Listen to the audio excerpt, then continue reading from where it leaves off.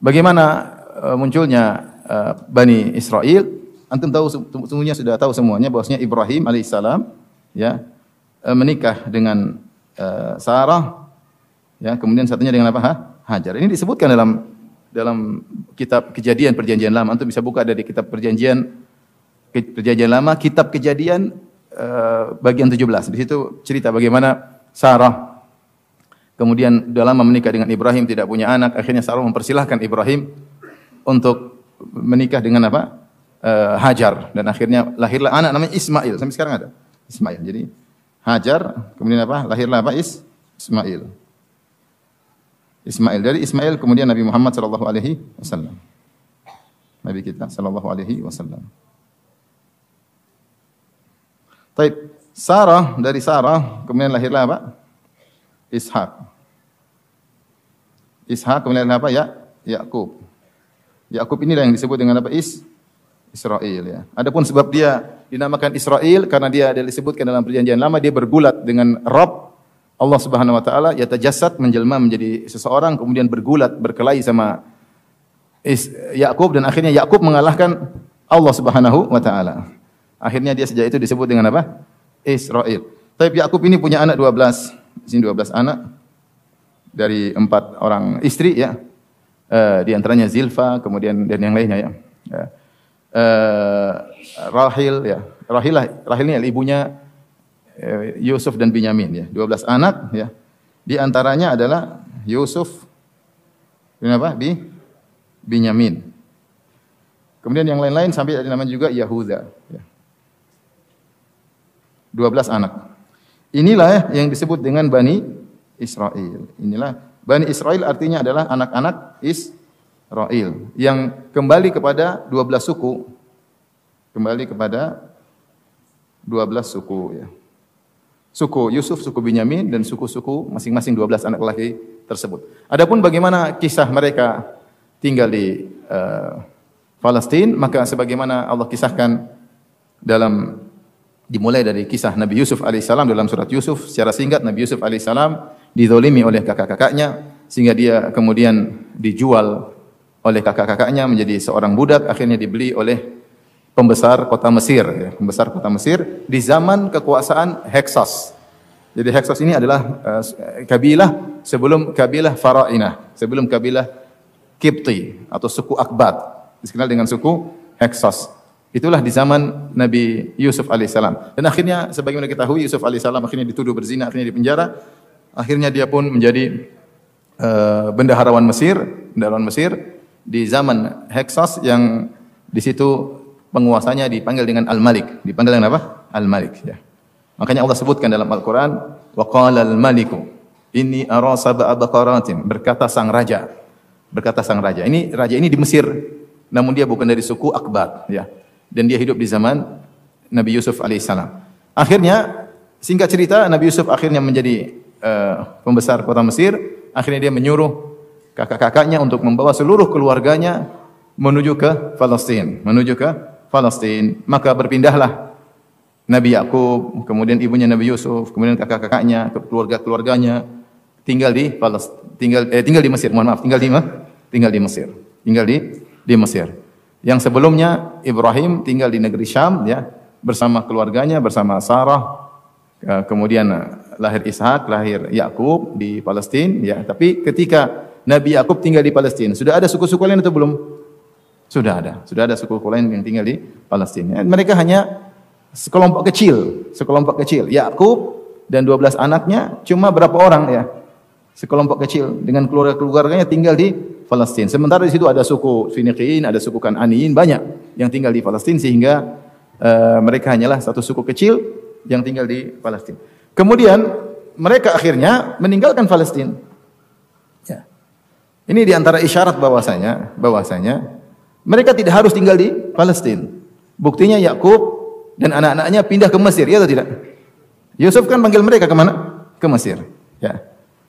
Wa jaa bikum minal badwi min ba'di an nazaga syaitanu baini wa baina ikhwati. Nabi Yusuf mengatakan Allah telah mendatangkan kalian dari Badiah, dari kampung itu dari Palestina ke Mesir, kota Mesir yang waktu itu sudah sangat maju. Maka berpindahlah mereka dari tadinya tinggal di Palestina, Yakub dan keluarganya tinggal di Mesir. Seandainya mereka bilang kita harus tinggal di Mesir, harus tinggal di Palestina, harusnya mereka tidak meninggalkan apa? Palestina. Ternyata mereka pindah ke Mesir.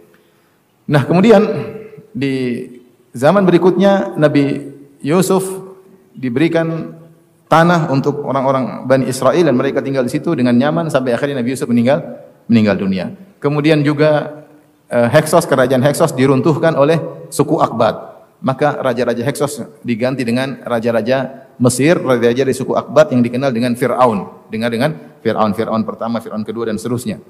Maka disitulah mulai Bani Israel disiksa oleh mereka dengan siksaan yang sangat banyak, berulang-ulang sampai disiksa, kemudian diperbudak dan macam-macam sampai akhirnya Allah Subhanahu wa taala mengutus Nabi Musa alaihi salam.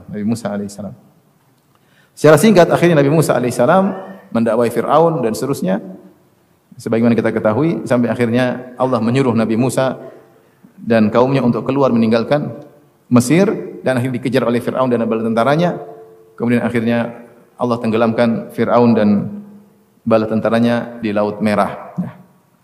Setelah Nabi Musa dan kaumnya selamat dari kejaran Fir'aun, maka Nabi Musa dan kaumnya pergi menuju ke Palestina. Ya. Di sanalah kemudian Allah menyuruh mereka untuk berjihad. Ya qaumi udkhulul ardal muqaddasata allati kataballahu lakum wa la tartaddu ala adbarikum fatanqalibu khasirin. Qalu ya Musa inna fiha qauman jabbarin. Nabi Musa ngajak mereka, kita ayo masuk ke negeri Palestina yang Allah sudah catat negeri ini untuk kalian. Dan di sini ini sering dijadikan dalil oleh mereka bahwa dalam Al-Qur'an Palestina adalah untuk kita Bani Israel dan ini benar dalam Al-Qur'an ada. Udkhulul ardal muqaddasata allati kataballahu lakum. Masuklah kalian ke dalam negeri yang Allah telah catat buat kalian. Sehingga kalau secara historis kata mereka memang kita tidak berhak untuk mendapatkan Palestina karena nenek moyang kita ya bukan pertama kali yang tinggal di negeri apa? Palestina, tetapi secara syar'i kita yang paling berhak untuk menempati negeri Palestina.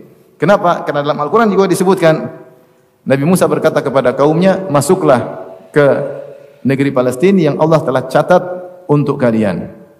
Wala tartaddu ala adbarikum." Janganlah kalian mundur. Apa kata mereka? Wahai Musa, di negeri tersebut ada orang yang besar-besar yang jahat-jahat. Ya. Wa inna lan nadkhuluha hatta yakhruju minha. Kami tidak bakalan masuk dalam negeri tersebut sampai mereka keluar. Mereka tidak mau masuk. Akhirnya Nabi Musa nyuruh mereka untuk perang. Mereka tetap tidak mau sampai akhirnya mereka mengucapkan perkataan yang sangat buruk. Kata mereka, "Fadhhab anta wa rabbuka faqatila inna hahuna qa'idun." Sebenarnya Allah sebutkan dalam surat Al-Maidah. Kata orang-orang Yahudi Bani Israel, "Pergilah engkau wahai Musa dan Rabbmu peranglah. Kami nunggu di sini hasilnya." Peranglah lawan mereka, kalau menang kita masuk, kalau enggak. Kami nunggu hasilnya di sini. Akhirnya Nabi Musa berdoa kepada Allah Subhanahu wa taala untuk menghukum mereka dan akhirnya mereka dihukum oleh Allah 40 sanatan yatihuna fil ard. Mereka 40 tahun mereka masuk dalam masa atih. Atih itu masa di mana mereka bingung.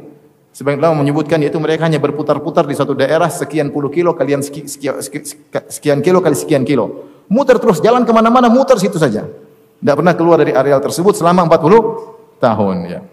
Dalam masa atih ini terjadi banyak kejadian. Ya. Turun Taurat, mereka menyembah sapi dan banyak kejadian yang Allah sebutkan dalam Al-Quran dan juga termaktub dalam perjanjian lama. Mereka dihukum karena mereka tidak bertakwa kepada Allah, maka mereka terhalangi dari Palestina. Allah sudah bilang ini hak kalian, tapi karena kalian tidak bertakwa, tidak berhak dapat apa? Palestina. Paham? Tidak berhak Palestina. Jadi Allah kasih kalian Palestina dengan syarat kalian apa? Bertakwa. Ya. Walaqad katabna fi zaburi min ba'di dzikr annal arda yarithuha ibadiyas salihun. Ya.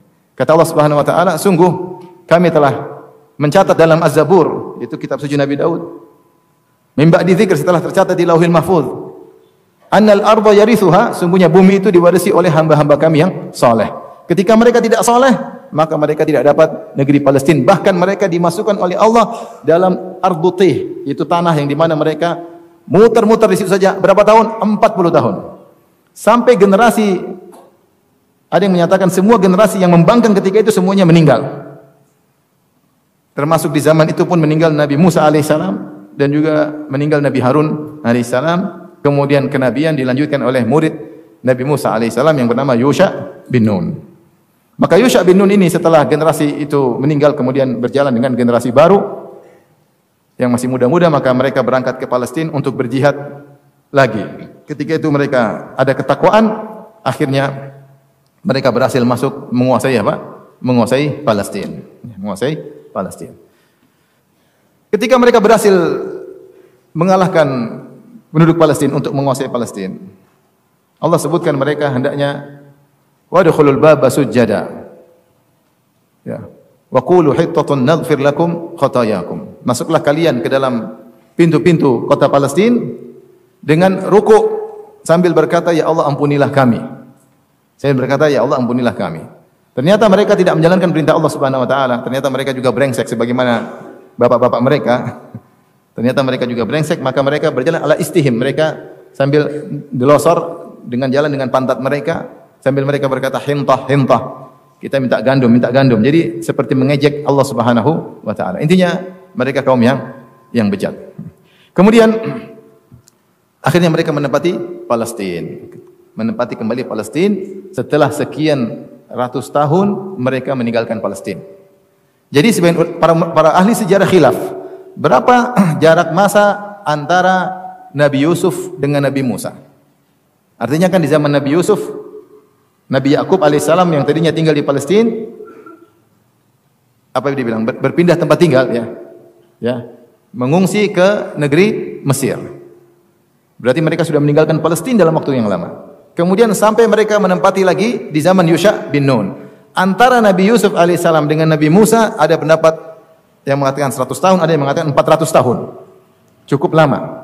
Kemudian belum lagi Nabi Musa sampai meninggal dunia, ya, berarti 100 tahun lebih. Atau mungkin 200-an, mungkin 300-an. Baru kemudian di zaman Yusha bin Nun mereka bisa menempati lagi negeri Palestina. Kemudian mereka beranak pinak di negeri Palestina. Nah, di situ ada beberapa masa, ya, disebutkan dalam perjanjian lama dan juga ini merupakan sejarah mereka. Ada beberapa usur. Yang pertama disebut dengan Asrul Qudat. Itu masa hakim-hakim. Ini adalah masa sejak Yusha bin Nun tinggal di sana, maka kemudian ditentukan masing-masing suku ada seorang hakim. Jadi mereka ada 12 suku, masing-masing suku punya hakim yang dimana kalau ada masalah mereka kembali kepada hakim tersebut dan masing-masing hakim mengurusi suku mereka. Kemudian di zaman tersebut terjadi apa yang terjadi, kemudian mereka melakukan maksiat, terkadang mereka berselisih dengan suku-suku yang lain sampai akhirnya mereka diusir dari negeri mereka, ya, sebagaimana Allah kisahkan dalam Al-Qur'an. Kemudian setelah Asrul Qudat maka muncul disebut dengan Asrul Muluk. Itu masa kerajaan. Masa raja-raja. Masa raja-raja ini atau fase raja-raja ini muncul sejak zaman Talut, sebagaimana Allah sebutkan dalam Al-Qur'an, ya. Alam tara ilal mala'i min bani Israila min ba'di Musa idh qalu linabiyihim lahum ib'ats lana malikan nuqatil fi sabilillah. Ketika ada pembesar-pembesar Bani Israel di zaman setelah Nabi Musa, itu jauh setelah Nabi Musa, setelah zaman Yusha bin Nun, setelah zaman Nabi Musa, ketika mereka berkata kepada Nabi mereka tersebut Nabi Samuel. Mereka berkata kepada Nabi Samuel, ib'ats lana malikan nuqatil fi sabilillah. Ya. Qala hal asaitum in kutiba alaikumul qitalu alla tuqatilu.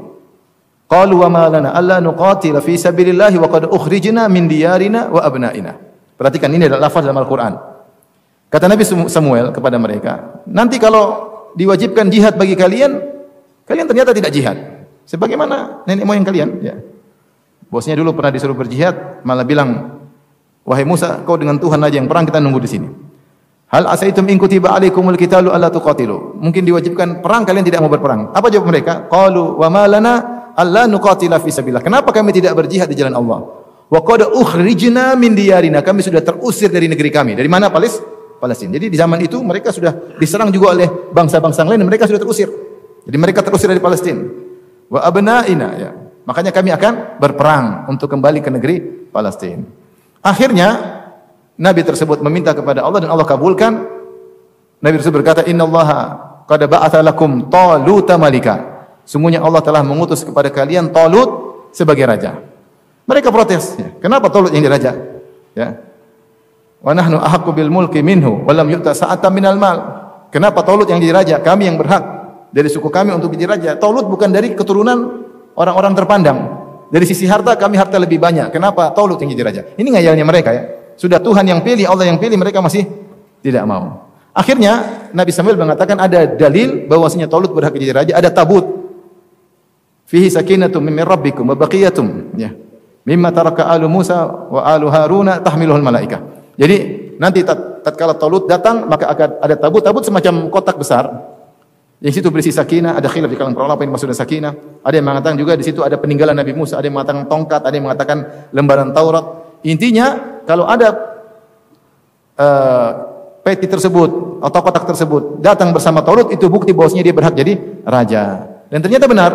Akhirnya Talut diangkat jadi raja, kemudian malaikat menurunkan kotak tersebut, akhirnya mereka berperang. Allah sebutkan dalam surat Al-Baqarah. Nah, dalam peperangan tersebut di antara pasukan Talut ada seorang pemuda namanya Daud. Daud alaihissalam. Dan akhirnya Daudlah yang membunuh Jalut, pimpinan dari pasukan musuh. Wa qatala Daudu Jalut. Akhirnya Daud alaihissalam membunuh Jalut. Setelah itu, setelah Talut tidak jadi raja, maka kerajaan dipindahkan kepada siapa? Daud. Setelah Daud meninggal, kerajaan dipegang oleh siapa? Sulaiman. Jadi masa raja-raja ini jauh setelah Nabi Musa alaihissalam, dimulai dari apa? Talut, kemudian siapa? Daud, kemudian siapa? Sulaiman alaihissalam. Ya ini Daud, Sulaiman yang bangun Haikal Sulaiman atau bangun Baitul Maqdis. Daud, Sulaiman mulai membangun apa? Baitul Maqdis. Baik. Setelah masa kerajaan disebut dengan Asrul Inqisam. Itu masa terpecah. Mereka terpecah-pecah. Ketika Sulaiman alaihissalam meninggal dunia, disebutkan dalam perjanjian lama, maka mereka terpecah-pecah ya. Saya tuliskan di sini sebentar. Baik. Maka Bani Israel terpecah menjadi dua. Ketika Sulaiman meninggal dunia, maka rakyatnya datang kepada anaknya Nabi Sulaiman. Nabi Sulaiman namanya Ruhbu'am atau Rahibim. Ini antum bisa lihat di kalau teks Indonesia dalam perjanjian lama disebut dengan Rahibim. Itu anaknya Nabi Sulaiman, Rahibim bin Sulaiman. Mereka bilang, "Wahai Rahibim, ayahmu sudah meninggal dunia Sulaiman. Kami ingin angkat engkau sebagai raja. Tetapi kami ingin kau kurangi aturan-aturan bapakmu. Bapakmu dulu terlalu ketat aturannya, keras, kami tidak bisa melakukan." Apa kata anaknya Sulaiman? Enggak, bahkan saya akan lebih keras lagi daripada bapak saya. Akhirnya mereka tidak setuju dengan Rahbaim. Mereka pergi kepada seorang namanya Yorbaim bin Nabat. Yorbaim bin Nabat. Yorbaim bin Nabat ini dahulu adalah salah seorang panglima di zaman Nabi Sulaiman. Kemudian dia kabur ke Mesir. Ketika dia mendengar Sulaiman meninggal, maka dia balik. Kemudian mereka rayu dia untuk diangkat menjadi seorang raja. Akhirnya terpecahlah Bani Israel menjadi dua kelompok. Mereka 10 suku. Dua suku membaiat Rahbaim atau Rahbim, Rahbaim, ya, kemudian mereka mendirikan kerajaan namanya Mamlakat Yahuda. Ibu katanya Yerusalem. Suku apa yang membaiatnya? Dua suku, suku Yahuda dan suku Binyamin. Suku Yahuda dan suku Binyamin. Dari 12 suku. Sisa 10 suku yang lainnya semua membaiat Yorbaim. Mereka mendirikan kerajaan namanya Mamlakat Israel, kerajaan Israel atau Mamlakat Samirah. Ibu kotanya Sikhim. Ini di bagian utara, ini bagian selatan. Selatan ini bagian apa? Utara. Utara Palestina, ini kerajaan pemberontak ya gampangannya. Tapi yang mayoritas yang membaiat mereka. 10 suku gabung pada kerajaan tersebut dipimpin oleh Yorbaum atau Yorbim.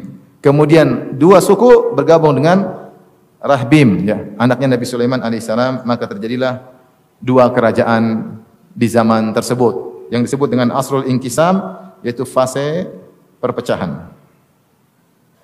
Jadi kita tadi ada fase pertama tadi apa? Fase al-qudat, fase hakim-hakim, kemudian fase raja-raja, baru kemudian fase perpecahan. Nah, apa yang terjadi setelah terjadi perpecahan tersebut? Akibatnya ada beberapa akibat. Yang pertama, di zaman tersebut terjerumusnya Bani Israel dalam kekufuran banyak sekali. Ini disebutkan dalam Perjanjian Lama. Baca saja. Jadi kekufuran, terjadi riddah, maksiat, mereka kacau. Ya. Kemudian setelah itu juga terjadi peperangan saudara yang tidak putus-putus antara kerajaan utara dengan kerajaan selatan. Antara kerajaan utara, kerajaan Israel dengan kerajaan Yahuda. Terus perang karena mereka tidak saling cocok-cocokan. Belum lagi mereka perang dengan suku-suku sekitar. Perang. Ini berjalan lama. Sampai akhirnya mereka diperangi oleh bangsa Asyur dari Irak. Dipimpin oleh seorang raja namanya Tiglath-Pileser atau Pileser, Tiglath-Pileser, dan akhirnya mereka menghancurkan kerajaan Israel. Yang pertama hancur kerajaan Israel. Ini yang hancur duluan. Dihancurkan oleh Yahuda, masih tetap kerajaan yang paling besar, kerajaan sebelah utara, itu yang pertama dihancurkan oleh Raja Asyur, ya, dari Irak, bangsa Asyur, dan itu lalu akhirnya Bani Israel ditawan di tangan Raja Serjan II pada tahun 722 Masehi. 722 sebelum Masehi, sebelum Masehi. Hancurlah kerajaan Israel, yang tersisa hanya kerajaan Yahudi. Yang ini Yahudi masih, atau Yahuda masih tersisa. Paham ya? Paham sampai sini? Jadi dua kerajaan terpisah, terjadi perang saudara, belum lagi berperang dengan orang sekitar, terjadi banyak kekufuran, kemaksiatan, kemudian mereka diserang oleh kaum Asyur, bangsa Asyur dari Irak, kemudian akhirnya kerajaan Israel hancur. Ini terjadi pada tahun 722 sebelum Masehi. Kemudian yang tersisa kerajaan Yahuda. Baik, coba dilihat-lihat lagi ya.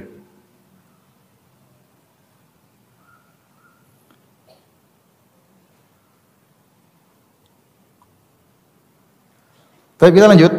Setelah itu apa yang terjadi?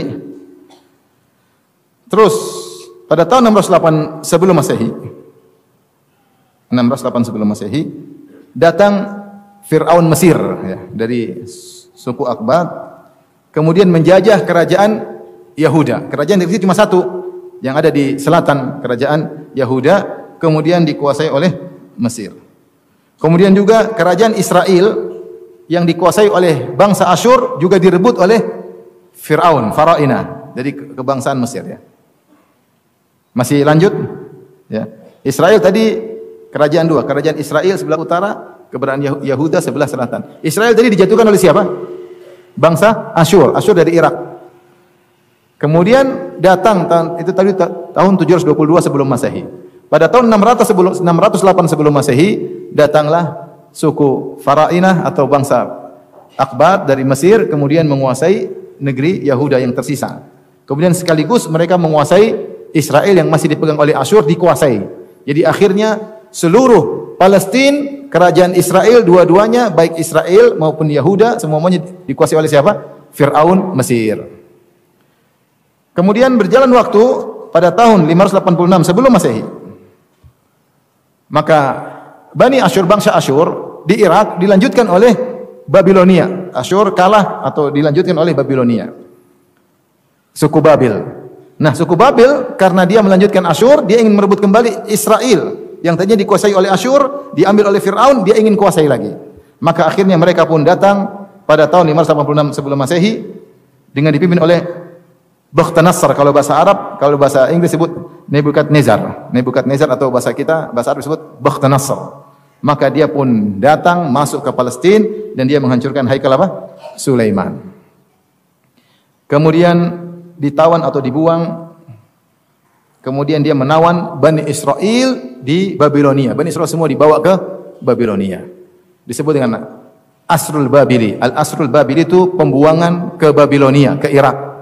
Suku bangsa Israel dikeluarkan dari Palestina, dibawa ke Babilonia, itu di Irak. Ya. Maka di sanalah mereka hidup lama di Irak dan mereka terpengaruh dengan wasaniyah, paganismenya Babilonia. Babilonia kaum penyembah berhala, kaum musyrikin. Karena mereka yang berkuasa sementara Bani Israel terkuasa, diperbudak, tawanan, akhirnya mereka banyak terpengaruh dengan kaum yang berkuasa. Mulailah tercampur kesyirikan dan macam-macamnya. Di zaman tersebut juga hilang Taurat. Mereka akui sendiri. Taurat hilang karena Taurat tidak ada yang hafal masalahnya. Dan Taurat sudah mereka sembunyikan, ternyata juga apa? Hilang. Karena dipaksa, diusir sehingga Taurat hilang. Di zaman Babilonia, Kemudian apa yang terjadi setelah itu pada tahun 539 sebelum Masehi? Persia mengalahkan Babilonia. Ya.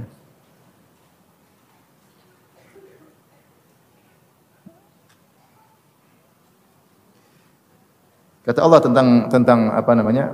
Tentang Babilonia, ya. Fa idza jaa wa'dul ula ba'atsna 'alaikum ibadan lana uli ba'sin syadidin fajasu khilal diyar. Ya. Jika datang janji Allah yang pertama, Allah menjanjikan dalam surat Al-Isra, ya. La tufsiduna fil ardi marratain wa la ta'luna 'uluwan kabira, ya. Kemudian kata Allah, jika telah datang janji Allah yang pertama, maka Allah akan kirim ibadan lana, kami akan kirim hamba-hamba kami uli ba'sin syadid, yang memiliki kekuatan yang sangat kuat, fajasu khilal diyar, kemudian mereka melakukan kerusakan di mana-mana. Banyak ahli tafsir mengatakan maksudnya penyerangan Bakhtanasar atau Nebukadnezar yang menghancurkan Haikal Sulaiman. Ya, kenapa? Karena mereka terlalu banyak melakukan kemaksiatan. Ya. Kata Allah, la tufsiduna fil ardi marratain. Kalian akan melakukan kerusakan di muka bumi, wala ta'lunna uluwan kabiran. Kalian akan benar-benar sombong. Akhirnya karena mereka sombong, maka Allah utus kepada mereka hamba-hamba Allah yang akan menyiksa mereka, ya. Kata Allah, wa fa idza jaa wa'du ulahuma. Jika telah datang janji Allah yang pertama, ba'atsna 'alaikum ibadan lana, maka kami utus kepada kalian hamba-hamba kami yang sangat kuat dan akan menghancurkan kalian, yaitu Babilonia. Ini yang disebutkan dalam surat Al-Isra sebagaimana penjelasan para ahli tafsir. Kemudian, namun Babilonia akhirnya dikuasai oleh Persia, ya. Dikuasai oleh Persia, Majusi. Mereka mengalahkan Babilonia dan ada raja mereka yang baik namanya Kores. Disebutkan juga dalam Perjanjian Lama. Kisah ini ada semua dalam Perjanjian Lama. Maka Kores ini dia lemah lembut kepada Bani Israel. Maka disuruh balik ke Palestina.